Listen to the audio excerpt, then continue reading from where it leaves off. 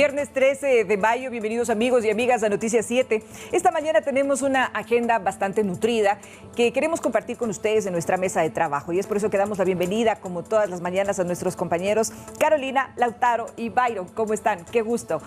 Carolina, ¿cuál es el balance de la evaluación epidemiológica con respecto sobre todo a la situación que se vive actualmente por el COVID-19 y las medidas también de contingencia que se han tomado al respecto? Vero, compañeros, amigos televidentes y a quienes también nos escuchan por Pública FM, pues 15 días después de que se eliminó la obligatoriedad de la mascarilla, en Ecuador los índices son positivos. De hecho, el COE Nacional ha hecho un llamado a los cantones que todavía tienen estas restricciones que no sancionen a las personas que no utilizan mascarilla en espacios abiertos y cerrados. Pero todos los detalles vamos a hablar más adelante. Correcto, Carolina. Lautaro, coméntanos, ¿existen novedades acerca de la investigación sobre el asesinato de Don Nasa, este personaje pues, que ha captado la atención de la ciudadanía por su actividad delictiva y sobre todo por el involucramiento de muchos personeros de varias instituciones? ¿Cuáles son los resultados en esta investigación? Primero, buenos días.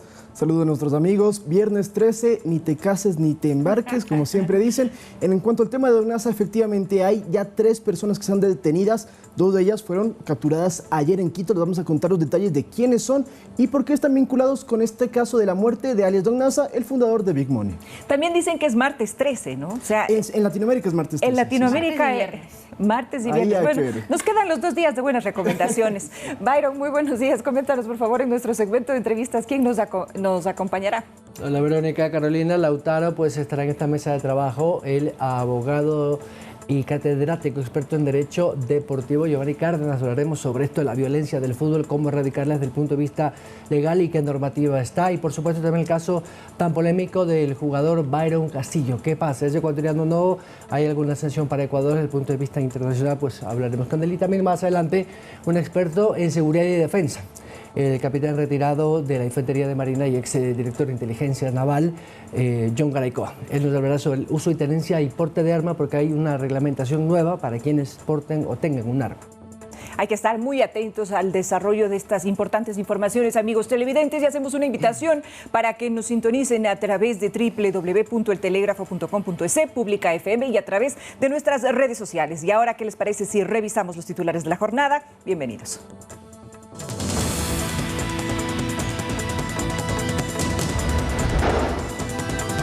Gobierno invertirá $1.000 millones en sectores como salud, educación, reconstrucción vial y seguridad. El Comité de Operaciones Nacional ratificó que se mantiene a la baja la tasa de positivos por COVID-19 a menos del 5% y ha recomendado a los municipios allanarse a las resoluciones.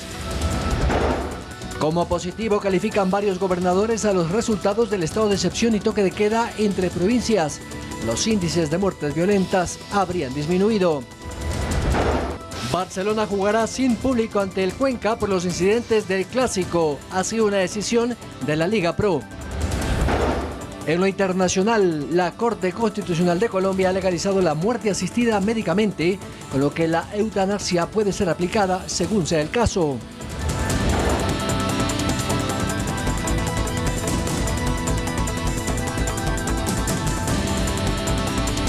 Vamos enseguida con el desarrollo de las noticias, amigos televidentes. El COE Nacional ratificó la eliminación del uso de la mascarilla en espacios abiertos y cerrados. Además, solicitó a los COEs cantonales que se ajusten precisamente a esta medida. La situación epidemiológica del país continúa con indicadores a la baja, pues el índice de contagio se mantiene en 5% desde hacia varias semanas. Vamos enseguida a ver la nota. A 15 días de haber eliminado el uso obligatorio de las mascarillas, la situación epidemiológica del país continúa con números positivos. Al momento únicamente están ocupadas 12 camas de hospitalización, lo que constituye el 2% de la capacidad dispuesta para el COVID-19. 5 pacientes han requerido cuidados intensivos y se registra un fallecimiento semanalmente a causa del virus. En resumen, estamos extremadamente bien, seguimos con los casos a la baja, mantenemos un 5% de positividad viral. En el sistema educativo se registran contagios, pero estos equivalen al 0.03% de los 4.3 millones de estudiantes. 147 casos que no necesariamente se contagiaron en las instituciones educativas, que se los ha aislado adecuadamente y en ningún caso los contagios se han generalizado dentro de estas instituciones educativas. Además, se estableció una recomendación sobre el uso de la mascarilla en la red educativa. Existe una recomendación general a que se mantenga el uso de mascarilla en todos los espacios cerrados dentro de las instituciones educativas. Estas son las aulas, oficinas que pudieran existir para los docentes, para el personal de servicio. Tras los buenos indicadores, desde el COE Nacional se ratificó la resolución de eliminar el uso obligatorio de la mascarilla, tanto en espacios abiertos como cerrados, y se hizo un exhorto a los municipios. Solicitamos a ese menos del 2% de COEs cantonales a nivel nacional que por favor se acojan a la resolución del COE Nacional. De acuerdo a los datos epidemiológicos y técnicos, no existe este momento argumento para continuar con esa norma. Señaló que no existe sanción alguna por no usar mascarilla a nivel nacional. Sin embargo, aún es un requisito la presentación del carnet de vacunación para actividades no esenciales. Finalmente, desde la cartera de salud se ratificó que no existen casos de hepatitis aguda infantil en Ecuador y que los contagios de esta enfermedad no se dan por vías respiratorias. Se está volviendo un mito urbano el que los niños tienen que seguir utilizando mascarilla por la hepatitis. No, eso no es cierto. Las hepatitis se producen por contaminación fecal, es decir, agua contaminada, alimentos contaminados, manos sucias que manipulan estos alimentos. Edison Saavedra, Noticias 7. Así es, esas fueron las declaraciones que se dieron ayer en marco de la evaluación de la situación epidemiológica. La primera que se hace después de esta relajación, prácticamente Ecuador ha eliminado las restricciones sanitarias de la pandemia. Estamos hablando de que las cifras, los índices epidemiológicos son endémicos. Esto quiere decir que, lo han dicho las autoridades, la pandemia está controlada, no se ha ido, pero está controlada, y por eso es que se ha hecho este llamado para que los 6 cantones que todavía mantienen la obligatoriedad del uso de mascarillas la levanten, porque se ha mencionado que los contagios están a la baja. Si bien es cierto, hace 15 días, la primera semana que se registró este levantamiento de las restricciones de la mascarilla, hubo 1.009 contagios. La semana pasada hubo 925, es decir, 84 contagios menos, lo cual indica que efectivamente estos índices van en reducción. Solamente por 7 semanas el 5% de positividad en las pruebas PCR. ¿Qué quiere decir? Que cada 100 pruebas que se hacen, 5 resultan positivas. Esto también tiene incidencia en la ocupación hospitalaria, que también se registra en una reducción, es decir, está controlado, no tenemos situaciones de UCI, aunque hay casos, pero son mínimos comparado a escala nacional, es decir, estamos evolucionando en la pandemia, pero como siempre reiteramos, todavía tenemos que tener las medidas de bioseguridad, si bien es cierto, y no confiarnos. Lautaro. Efectivamente, de hecho, bueno, recordemos que en el Ecuador la única variante del COVID que está presente es Omicron, que según han analizado todos los expertos, pues ha sido bastante contagiosa, pero es la más leve, no provoca muertes como pasaba con Delta u otras variantes anteriores. Sin embargo, el uso de la mascarilla es voluntario, usted la puede utilizar si desea, tanto en espacios abiertos como cerrados. De hecho, hay mucha gente, si uno va a un centro comercial, que encuentra personas todavía con mascarillas, pero lo que está diciendo el Ministerio de Salud, principalmente, como dijo Carolina, son 6 ciudades las que todavía dicen que es obligatorio el uso de mascarilla, por ejemplo, en el transporte urbano. Guayaquil y Cuenca son 2 de ellas. En cambio, en Quito, si hay una total liberación, se deja a libre discreción si las personas utilicen o no. Sin embargo, lo que se busca en este sentido es que el Ecuador como tal, como está haciendo Colombia y otros países, ya quiten la mascarilla, que si bien es cierto, ayudó mucho durante un momento, pero en este caso, que el virus se está convirtiendo de pandemia a un virus endémico, como cualquier otro tipo de gripe, pues es un pasito más que estamos buscando.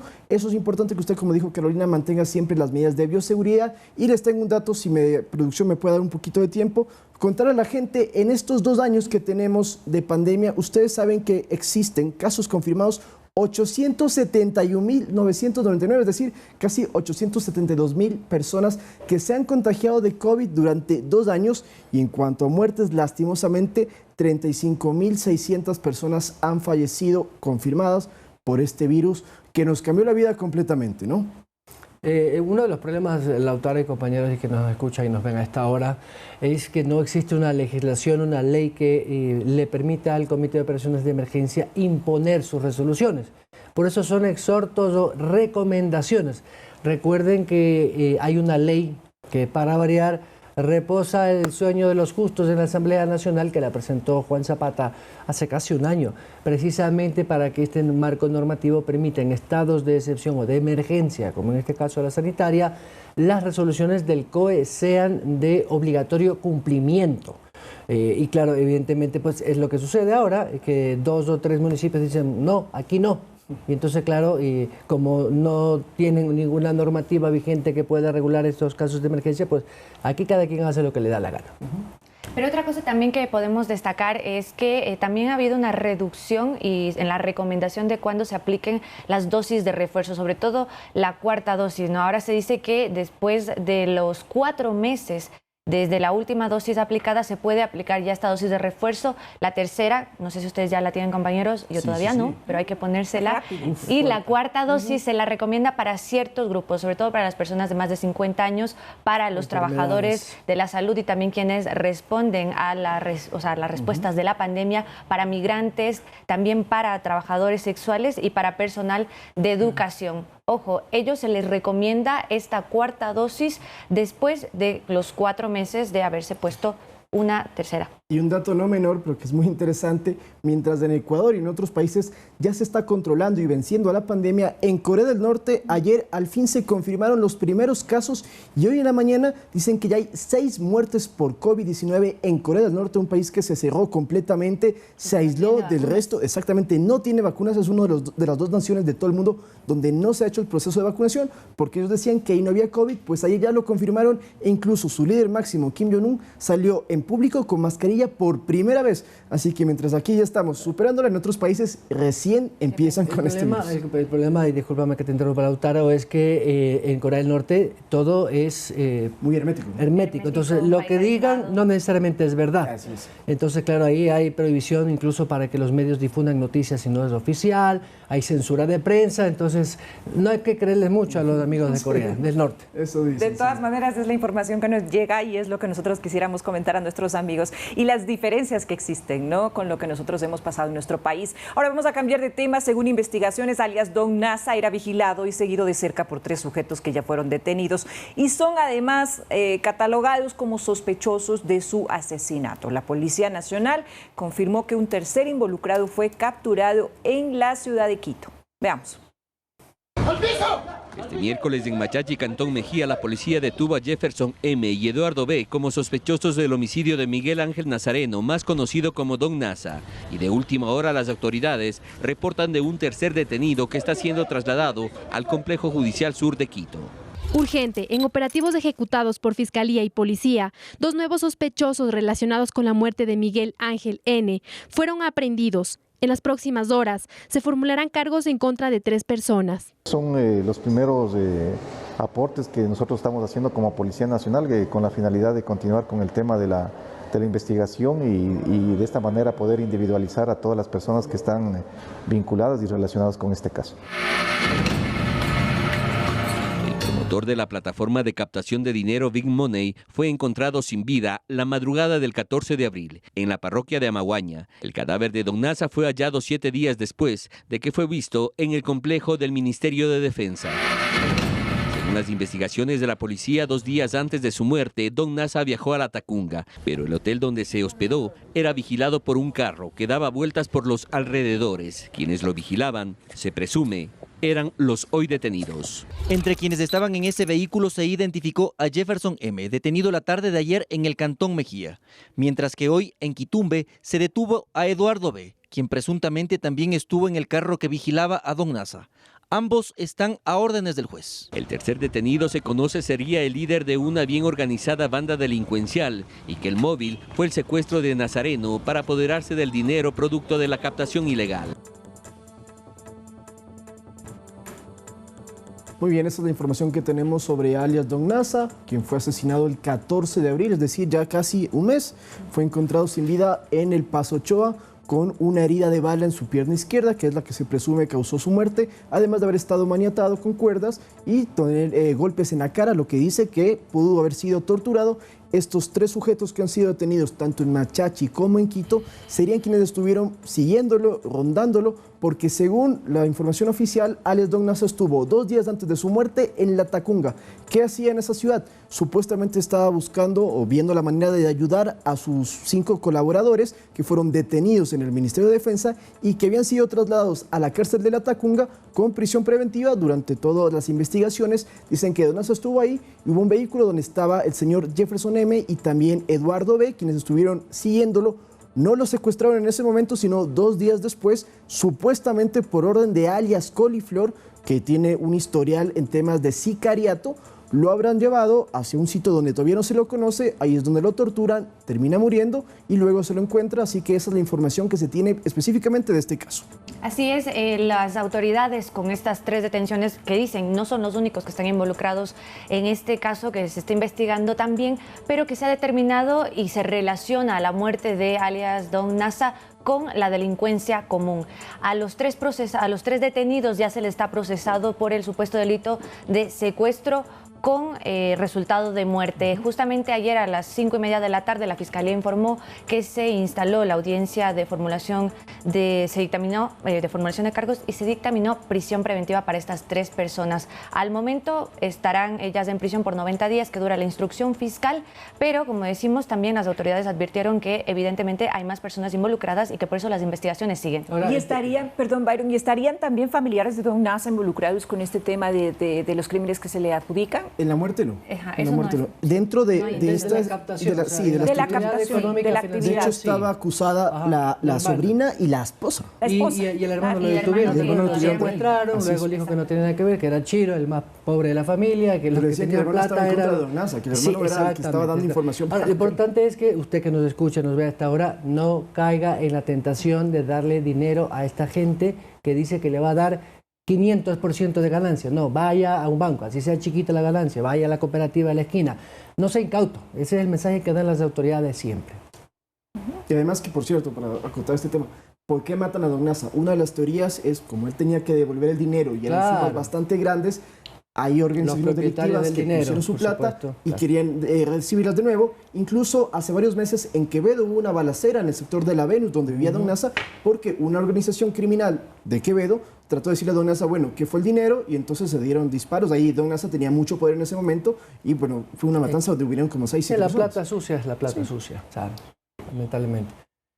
Bueno, son las 7:17, vamos a tener que hacer nuestra primera pausa, nos ordena el señor productor para decirles que ya está con nosotros el abogado Giovanni Cárdenas a propósito de esto de la violencia en los estadios, la situación de Byron Castillo y cómo desde el punto de vista legal las autoridades tienen una capacidad sancionatoria. Volvemos.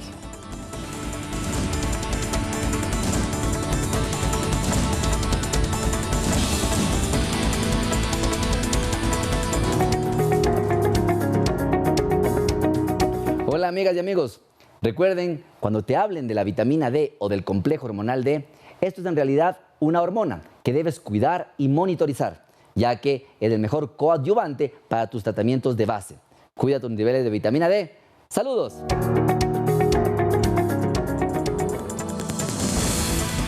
Les recordamos que dentro del Distrito Metropolitano de Quito, la restricción vehicular pico y placa rige de lunes a viernes en la mañana desde las 6 hasta las 9:30 y en la tarde desde las 16 a 21 horas. Este viernes, las placas terminadas en 9 y 0 no pueden circular en la mañana de 6 a 9:30 y en la tarde desde las 16 hasta las 21 horas.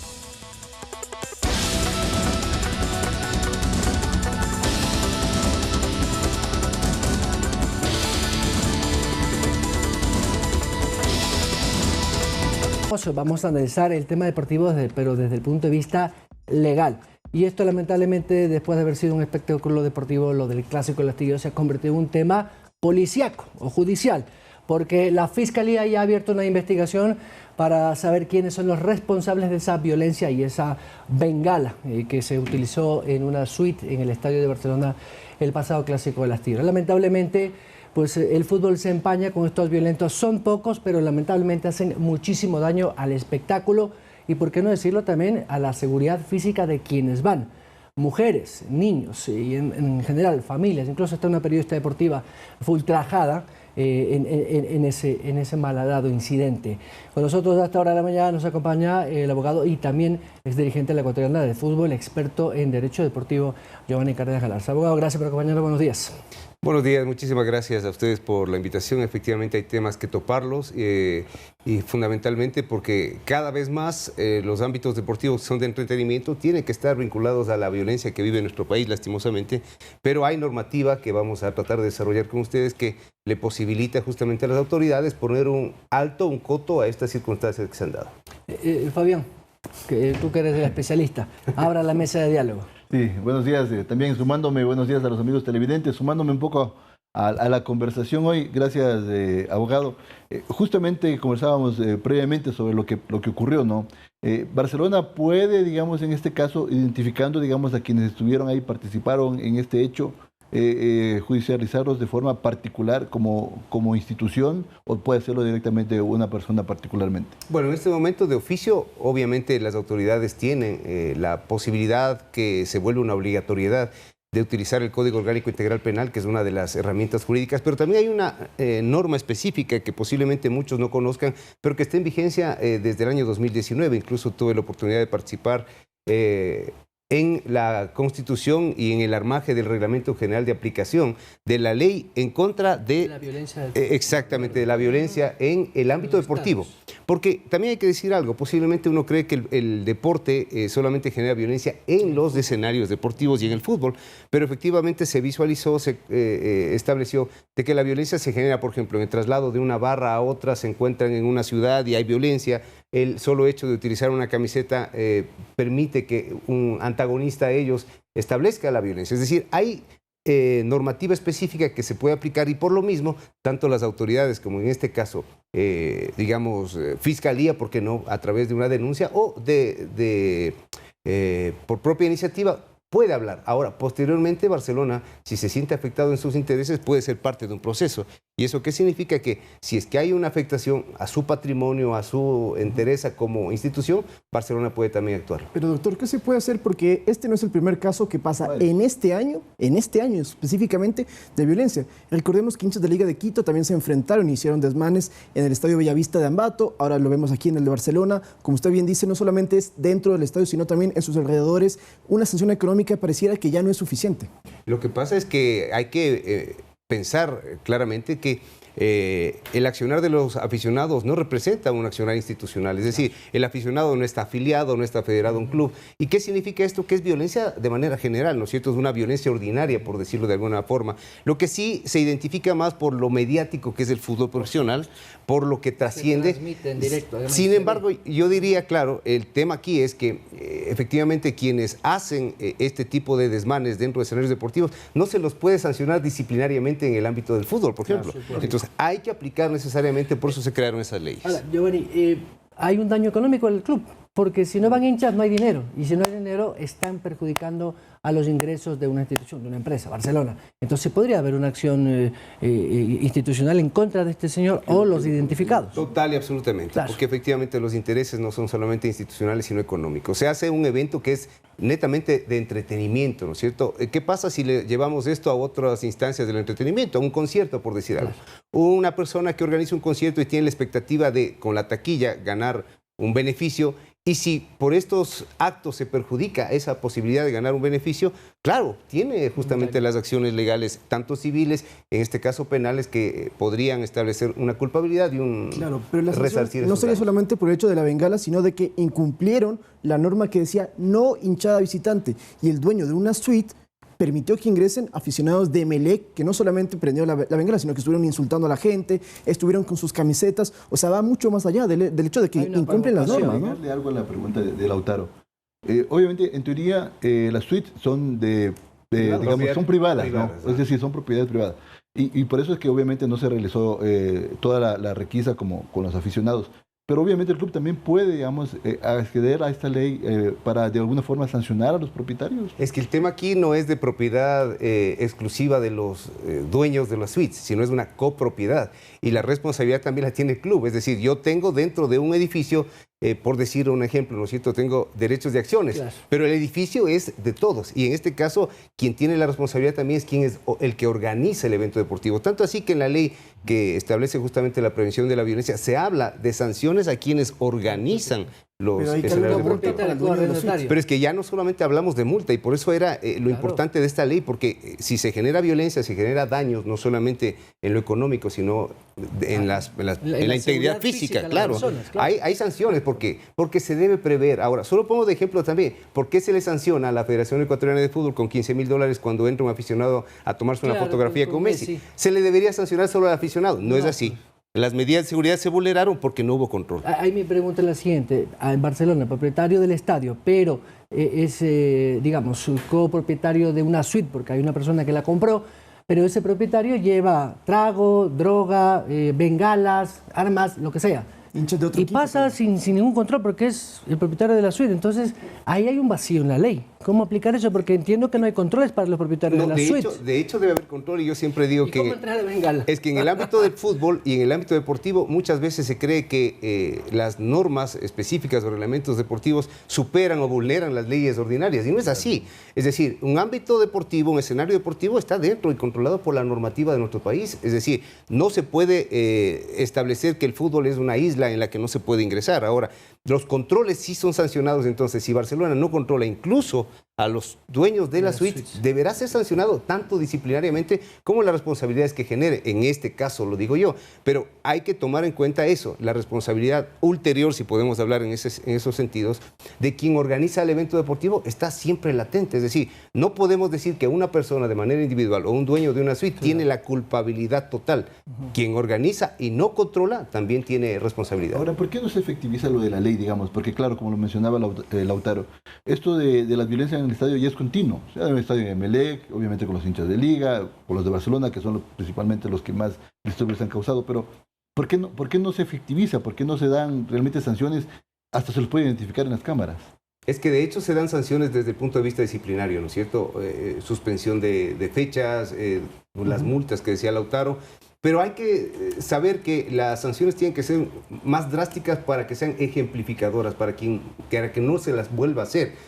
Si no me equivoco, hay mucha gente que se sorprende ahora cuando yo le digo que hay una ley que está en vigencia total, pero que posiblemente por no aplicarse parece que no existiera. Entonces, ¿qué es lo que hay que hacer? Comenzar a entender que no solamente es el hecho de que en el ámbito deportivo se sanciona, porque muchos creen que, por ejemplo, cuando se lanza un objeto a la cancha, no se le puede sancionar al aficionado porque además paga una entrada, es decir, no es parte del tema deportivo, y no es así. La reglamentación deportiva va generándose desde la casuística, es decir, pasa algo y ahí aparece una normativa. En este caso, por ejemplo, de lo que estoy hablando yo, el aficionado le hace un daño a su equipo porque cuando se identifica al aficionado se suspende al club. ¿Eso qué quiere decir? Que el aficionado cada vez más debe entender que sus acciones dentro de un estadio van a perjudicar a su institución.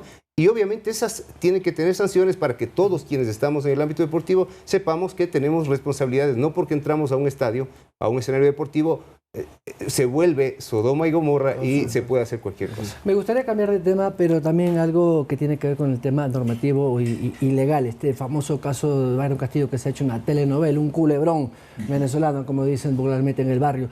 Y es que la FIFA ya ha abierto un expediente tras la denuncia de la Federación Chilena de Fútbol de que el señor Castillo no sería ecuatoriano, y que etcétera, etcétera. Más allá de la apertura del expediente de la FIFA, no va a pasar nada. Si Ecuador sigue fijo en la clasificación, eso no va a alterar. Lo que altera es quizás quienes podrían estar en el repechaje, dicen los entendidos. Bueno, hay que tomarlo en cuenta desde el punto de vista, obviamente, reglamentario.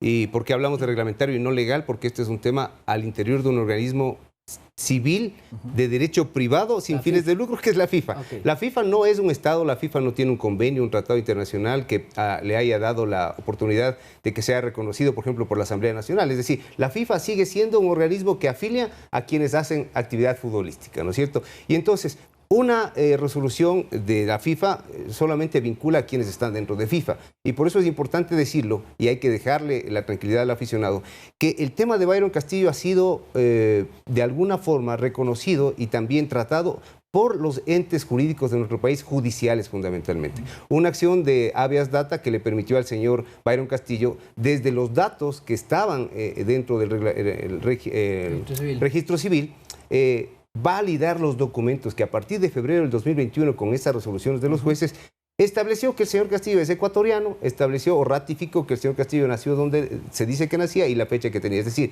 desde el punto de vista legal, no habría opción de que FIFA cuestione al Estado ecuatoriano. Mi criterio es que se está vulnerando hasta cierto punto la soberanía del Ecuador. Ahora, doctor, ¿cuánto tiempo lleva todo este proceso? Recordemos que el Mundial estamos a 6 meses de disputarlo. ¿En cuánto tiempo la FIFA podría emitir una resolución? Esto se lo pregunto porque evidentemente si se demora más de los 6 meses no habría problema alguno para el Ecuador. Yo he venido manifestando desde la experiencia que los tiempos de FIFA son tiempos bíblicos y que por eso nos podemos nosotros de alguna manera poner en una circunstancia de desacierto porque posiblemente no sabemos cuándo.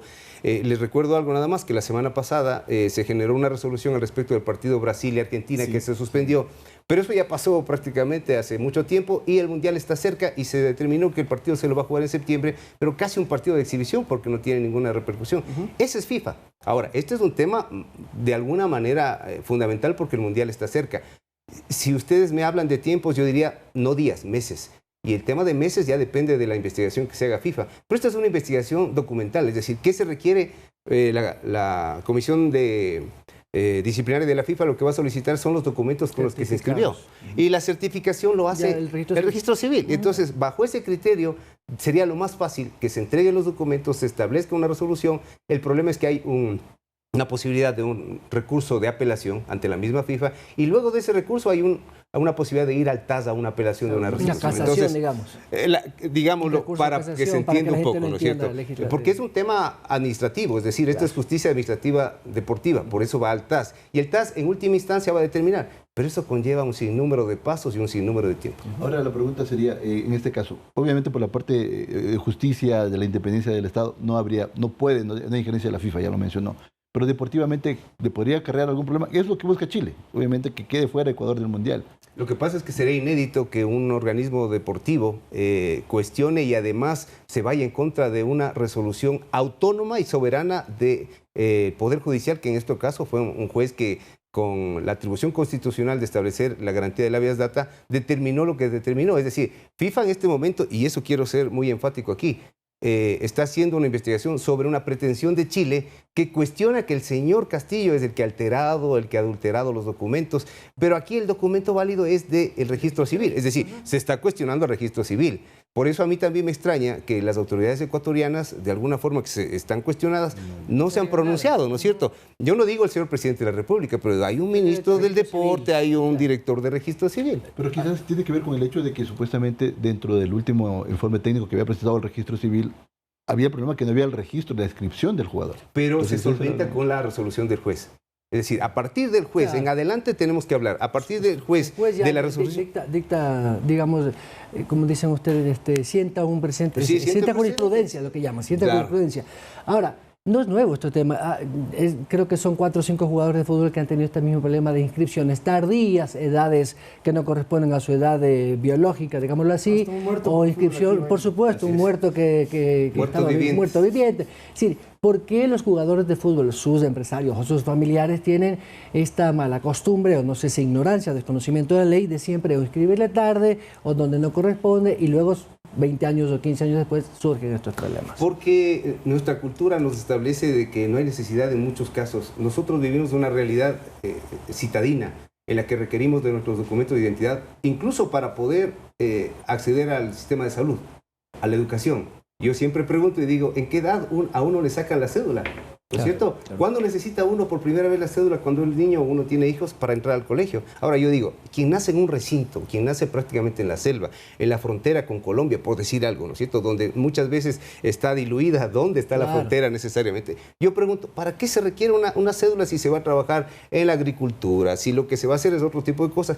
Aparece la necesidad cuando un jugador o una persona es descubierto por alguien y se lo quiere establecer como jugador de fútbol y se requieren los documentos de identidad. El problema, y he tenido casos, es que hemos encontrado jugadores que no saben su nombre, no saben su apellido, no saben cuándo nacieron, no saben quiénes son sus padres y efectivamente ahí hay que hacer un proceso de inscripción tardía.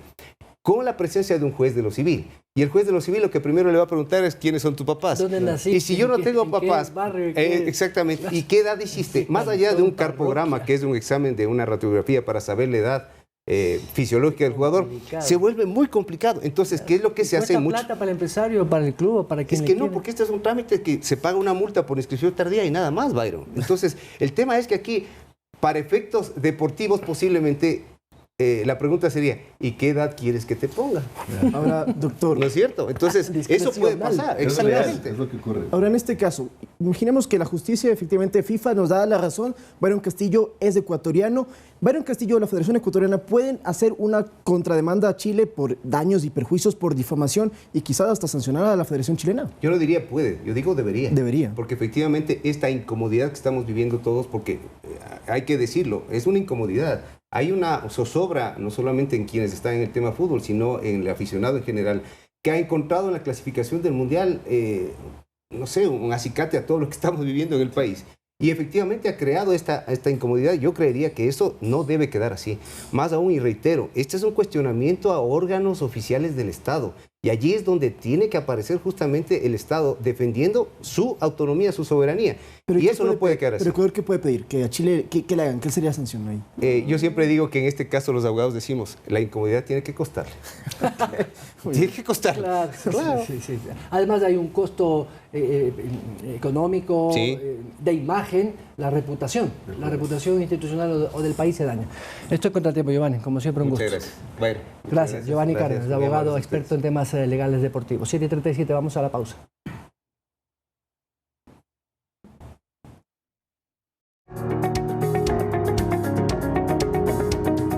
Hola amigas y amigos, los valores normales de hormona D en sangre sugeridos son de 30 a 40 nanogramos por ml y se llama deficiencia si los niveles en sangre de la vitamina D están por debajo de 20 nanogramos por ml y una insuficiencia cuando están de entre 20 y 30 nanogramos por ml. Cuida tus niveles de hormona D, sobre todo si tienes factores de riesgo o enfermedades crónicas. ¡Saludos!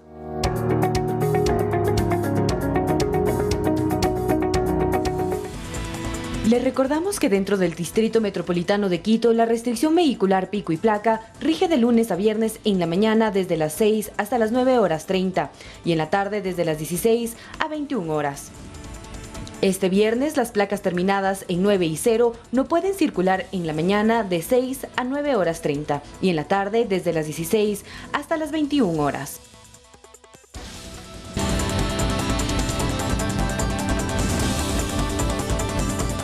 ...7:41 de la mañana, la tenencia y porte de armas tiene ahora una nueva reglamentación, o por lo menos eso es lo que se ha estipulado en un acuerdo ministerial del Ministerio de la Defensa. Esto porque hay cierta tendencia de algunos sectores en presionar para que se permita tener armas de fuego, pese a que la ley no permite el porte de armas. ¿Qué significa eso? Yo puedo tener un arma de fuego registrada legalmente, pero no la puedo sacar, sino tenerla, que es jurídicamente otra denominación. Con esta nueva reglamentación queda abierta también, por ejemplo, la adquisición o compra de armas no letales, que también son de uso permitido, pero con cierta normativa. Ahora, con esta situación de inseguridad, hay muchas personas que están pensándolo seriamente, adquirir un arma o, en su defecto, también estas armas no letales, armas neumáticas. Para conversar del tema y explicar bien, entender cuál es esta situación del porte y uso de armas, con nosotros hasta ahora nos vamos a conectar con Guayaquil. Está con nosotros el capitán de servicio pasivo, John Garaycoa, consultor en seguridad, ex miembro de las Fuerzas Armadas. Capitán Garaycoa, muy buenos días, gracias por acompañarnos en Noticias 7. Hola, ¿qué tal? Buenos días, mi estimado Byron, siempre a la orden. Bueno, esto de tener un arma, no se puede portar en la calle porque no está, eso hay que hacer un cambio en la ley, pero estos cambios en la reglamentación de la tenencia y uso de arma de fuego, ¿qué es lo nuevo que se conoce con este acuerdo ministerial? Sí, hay que considerar que se trata de un decreto que recién está firmado por el subsecretario del Ministerio de Defensa, falta que llegue a manos del Ministro de Defensa y luego a manos del Presidente de la República. No obstante, cambios de fondo no hay, o hay que más bien interpretar posibles cambios. Pero lo que sí está dado, como se ha presentado en otras ocasiones, es el hecho de la declaración juramentada que en años anteriores ha existido, luego se ha suprimido, luego nuevamente ha existido. ¿Qué quiere decir la declaración juramentada? Que personas que tienen armas en su poder, deportistas, coleccionistas o de cualquier otro tipo, puedan hacer su declaración a título de persona natural para declarar que esa arma es suya para luego hacer el debido registro. De allí hay una parte, especialmente en el artículo 8, donde dice que dependiendo de la dirección de logística va a otorgar permiso en su región. Pero en otro artículo dice que está prohibido el porte. Entonces allí todavía tengo yo una confusión en lo que respecta a esta nueva declaración, a este nuevo decreto, este nuevo decreto por parte del Ministerio de Defensa que está por publicarse, que está con fecha 6 de mayo, es reciente, pero falta posiblemente ajustar algo en ese sentido. Pero ¿dónde está mi recomendación? Que efectivamente existe y siempre ha existido el tema de la tenencia de armas. A raíz de la declaratoria del no porte de armas hace 12, 14 años aproximadamente, siempre se pudo y se puede tener el permiso de tenencia de armas. ¿Qué quiere decir? Que puede tener su arma legalmente registrada y tenerla en su domicilio, en su fábrica, en su oficina, en el lugar fijo, sin sacar a la calle. Obviamente una cosa es el tema de la tenencia de armas, otra cosa es el uso legal de armas, que ese es otro capítulo, ¿no? Sí me gustaría entrar en detalle, John, porque hay personas que he escuchado, leído en redes sociales que están con esa intención de adquirir un arma de fuego, obviamente con todas las de ley, pese a que además tiene un 300% de impuestos. Lo que un arma de fuego puede costar en Colombia o en Perú $500, aquí puede costar $3.000 por los impuestos que tiene. Pero digo esto porque sí, hay una especie de desesperación de sentirse más seguros porque adquiere un arma. Y hay sectores, por ejemplo, los ganaderos, los camaroneros y algunos sectores productivos que dicen necesito estar armado porque cuando vulneran mi integridad en mi fábrica, en mi finca, en mi camaronera o en mi almacén, yo tengo la posibilidad de defenderme con el arma legalmente. Pero ahí queda vacío esa discrecionalidad. ¿Cuándo no usar un arma si entran a mi domicilio? Evidentemente los ladrones no entran a visitar. Así es. Pasando al capítulo que te indico del tema del uso legal de armas, hay que tener en claro tres cosas conjuntamente que se tienen que dar cuando uno quiere hacer el uso. Uno, que exista la flagrancia, que se esté cometiendo en ese momento. No puedo hacer el uso del arma actuando con la misma por una persona que ve, ese fue el que me robó ayer o antes de ayer, ya no es flagrancia. Dos, el uso progresivo de la fuerza, que hay harta tela por cortar allí, porque va a decir que el delincuente tiene que disparar primero, que se tiene que evidenciar el uso progresivo del arma, o que el otro vino con cuchillo, o que no era una pistola de fuego, sino de fogueo o traumática. O sea, deja mucha tela por cortar y es una dificultad para los que tienen el porte legal o la tenencia legal de armas. Es un tema incómodo al decir el uso progresivo de la fuerza. Inclusive policías y militares tienen un problema en ese sentido. Y tres, que esté en riesgo su vida o la de su protegido. Entonces entendamos que, por ejemplo, hemos visto videos de casos reales en la televisión. Alguien se va robando un carro de su casa, por poner un ejemplo, o cualquier artículo de su casa, y el delincuente sale huyendo en el vehículo. Usted no puede hacer uso del arma porque no está en ese momento en riesgo su vida. Tal vez pueda dispararle a la llanta del carro o cosas por el estilo, ¿ok?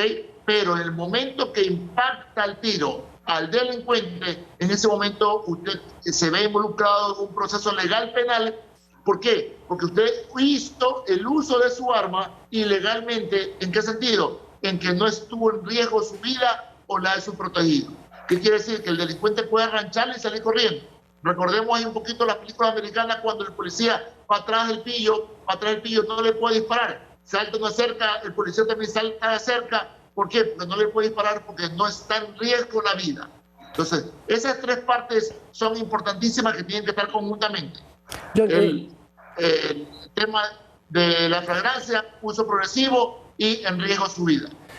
Por ejemplo, eso es un poco discrecional porque vamos, si entran a la madrugada a mi domicilio, el ladrón entra armado y claro, enfrentar a un delincuente armado, la persona que tiene un arma y sabe usarla, pues quizás intentará defenderse, pero ahí, como digo, siempre va a quedar esa discrecional. ¿Qué recomendación le daría usted a una persona que tiene un arma legalmente autorizada y un delincuente entra a su casa? ¿Esperar que le disparen o le hieran a uno de sus familiares para actuar? En ese momento, la persona que está haciendo el uso legal del arma tiene que primero verbalizar, neutralizar, desmotivar, hacer tal vez un disparo no al cuerpo, sino para desmotivar mediante la verbalización y tratar de capturar al delincuente. Porque en el momento que dispara se convierte en un hecho de sangre, se convierte en un tema legal penal y de ley el delincuente va a decir, no, me equivoqué de casa, no, estaba pasando, no, es que venía a visitarte, no, se va a inventar y va a cambiar 180 grados la película para decir que era un transeúnte y que, o por un tema de una pequeña discusión, el otro sacó el arma. O sea, va a inventarse una película diferente para uno quedar en desventaja por haber hecho el uso supuestamente legal del arma, pero lo va a tratar de convertir en ilegal el delincuente que también sabe de leyes.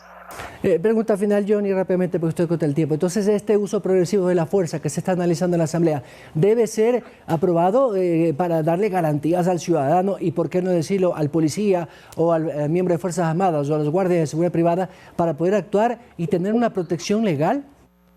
Hay un tema tan sencillo que debe de aplicarse para el uso progresivo de la fuerza.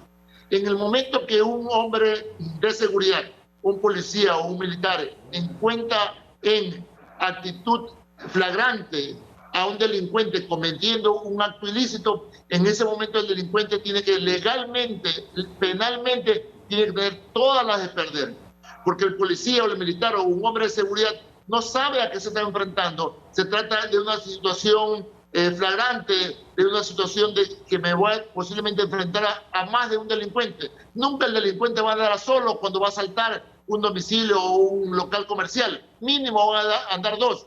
Y es probable que un policía esté solo en ese momento o en el momento que va huyendo el policía, perdón, en el momento que va huyendo el delincuente, él va a optar por hacer este movimiento en la moto del carro, tirar la mano para atrás y disparar. Y si el policía hace uso de su arma y le pega el tiro por la espalda, va a decir que en ese momento el delincuente estaba huyendo y va a tener legal y penalmente la de perder.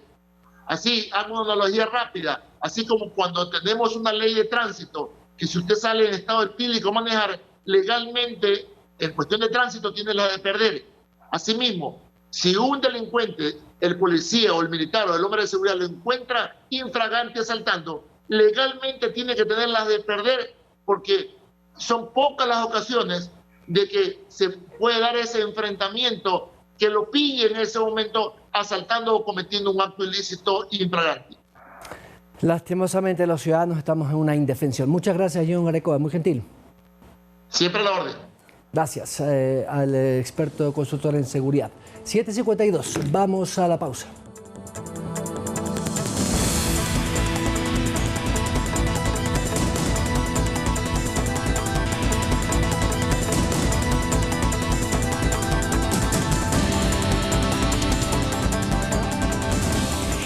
Seguimos informando, amigos televidentes. Atención, en Colombia la Corte Constitucional legalizó el suicidio médicamente asistido, que como estábamos comentando aquí en la mesa no es lo mismo que eutanasia. Ya lo vamos a contar. Sin embargo, este fallo posibilita, como les decimos a los colombianos, a una muerte digna bajo supervisión médica. Revisemos un informe de nuestro canal aliado y La Voz de América.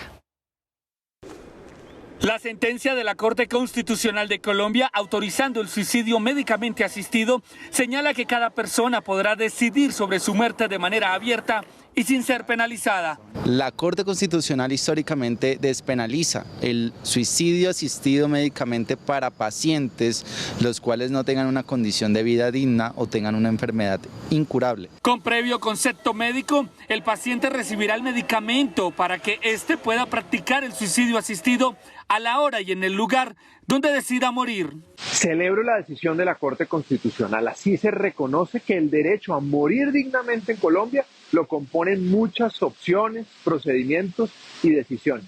Entre esos el suicidio asistido y también la eutanasia. El analista en salud Luis Hernández le explicó a La Voz de América que el suicidio médico asistido es diferente a la práctica de la eutanasia. En la eutanasia es el personal médico entrenado quien hace el procedimiento. En el suicidio asistido es la misma persona. El personal médico capacitado lo asiste, lo ayuda a que él mismo haga su terminación de vida. Con 6 votos a favor y 3 en contra, la Corte Constitucional de Colombia despenalizó a este suicidio asistido, que no es lo mismo que eutanasia. Son similares, pero no es lo mismo. ¿Cuál es la diferencia? El suicidio asistido es que el paciente, por su propia voluntad y de su propia forma, se quita la vida. Esto mediante un fármaco que se toma o se inyecta. Lo que ahora se está diciendo es que hay un médico que tiene que acompañar el proceso para que se realice este suicidio asistido, mientras que eutanasia es que un tercero termina con la vida del paciente, en estos casos los médicos, cuando lo desconectan, como comúnmente se denomina. Esa es la gran diferencia. Lo que está pasando en Colombia es que se despenaliza el hecho de que uno mismo como paciente diga: yo no quiero vivir más, quiero tener una muerte digna. Sí, aquí discutíamos en la mesa la semántica, ¿no? Más allá de la semiótica, es decir, suicidio asistido. Si usted mira en el diccionario de la Real Academia de la Lengua, suicidio es quitarse la vida por mano propia, claro, por mano propia. Entonces, suicidio asistido médicamente, como que vamos, los abogados son los abogados, claro, pero interviene, claro, un tercero. Entonces, claro, no sé hasta qué punto, pero aquí lo importante, no comparto, pero lo que ha buscado Colombia es darle un derecho digno de muerte a personas que no desean vivir, pese a que hay una oposición férrea de la Iglesia Católica. Colombia es muy católica y allí ha habido muchas discrepancias en ese tema. Aquí evidentemente no se ha topado el tema porque es muy sensible, pero lo que se busca, como digo, el Estado colombiano a través de la Corte Constitucional de ese país es darle, digamos, libertad, un derecho humano, que la muerte no es un derecho, pero desde ese punto de vista de los derechos, la Corte Constitucional colombiana creo que ha establecido esa, digamos, esa posibilidad. Así es, y el país cafetero, de hecho, es el primer país en Latinoamérica que legaliza o de cierta forma reglamenta el suicidio médicamente asistido, que como bien lo has dicho, es la cuestión se basa en dignificar la muerte de una persona, que eso está reconocido en la Constitución colombiana de 1997. Por eso es que la eutanasia tiene un reglamento en Colombia desde 2015. Ahora lo que se ha hecho es esta normativa en la que evidentemente no cualquier persona puede acceder, si no se ponen parámetros para que una persona que esté gravemente enferma, que presente dolores físicos y que también presente un cuadro psicológico, porque de hecho tiene que dar un consentimiento de que quiere someterse a este procedimiento, y además se reglamenta que solamente un médico profesional de la salud es quien puede asistirlo, no una tercera persona, no un familiar, sino un médico profesional de la salud. Y esto se da, Carolina y compañeros, ustedes deben recordarse, y los amigos televidentes quizás no, hubo un caso emblemático en Colombia hace unos 6 meses de una señora que pidió a la justicia colombiana el derecho a morir con dignidad porque tiene una enfermedad terminal, que ya le habían dicho los médicos que tenía muy pocos meses de vida, y a raíz de ese caso es que la Corte Constitucional colombiana decide resolver. Sí, porque en Colombia había una sanción penal de 16 a 36 meses de cárcel para todo médico que apoyara o acompañara este proceso. Por eso una fundación, una especie de laboratorio médico en Colombia, puso una demanda ante la Corte Constitucional, la analizaron, la tramitaron y ahora ya tenemos la resolución que hemos comentado.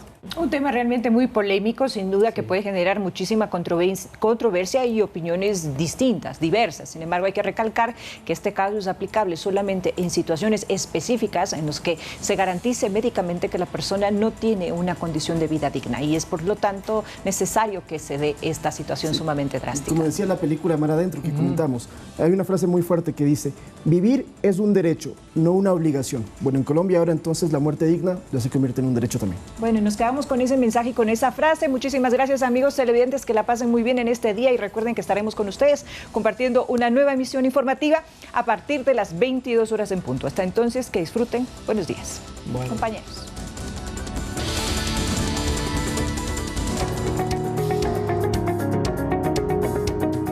Hola amigas y amigos, recuerden, cuando te hablen de la vitamina D o del complejo hormonal D, esto es en realidad una hormona que debes cuidar y monitorizar, ya que es el mejor coadyuvante para tus tratamientos de base. Cuida tus niveles de vitamina D. ¡Saludos!